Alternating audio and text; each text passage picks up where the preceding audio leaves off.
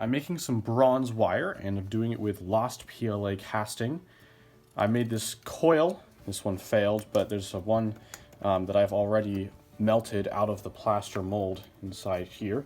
And I've got the bronze heating up right now. There's some copper in there.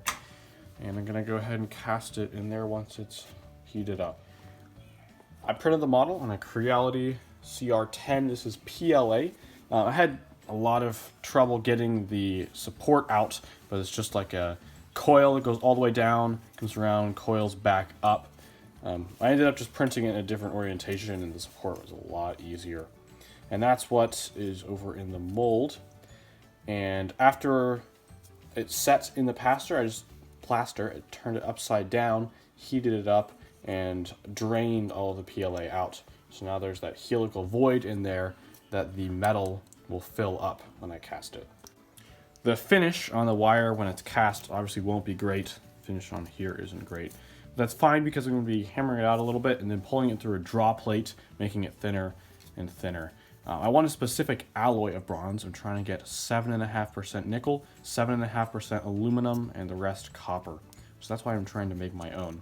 We're about 300 degrees away, and the copper should be melted, so let me go check on it real quick. Oh yeah, copper's down. Nickel probably isn't yet. So this is 85% copper, and then 7.5% nickel, 7.5% aluminum by weight. Here's something else cool that you can do with nickel. These are both nickel. This is just plain sheets.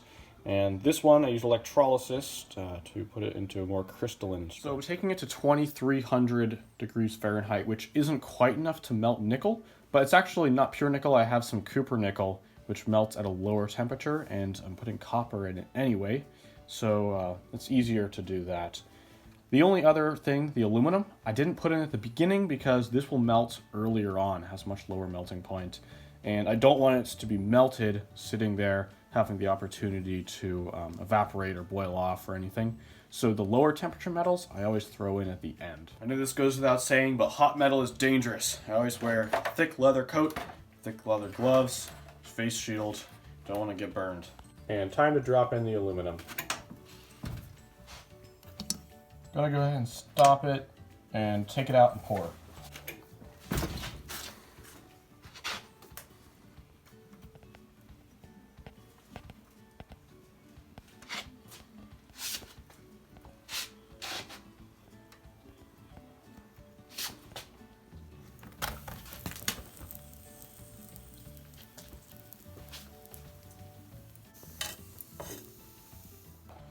Well, it's really glowing. You can see it's heating up the side of the steel.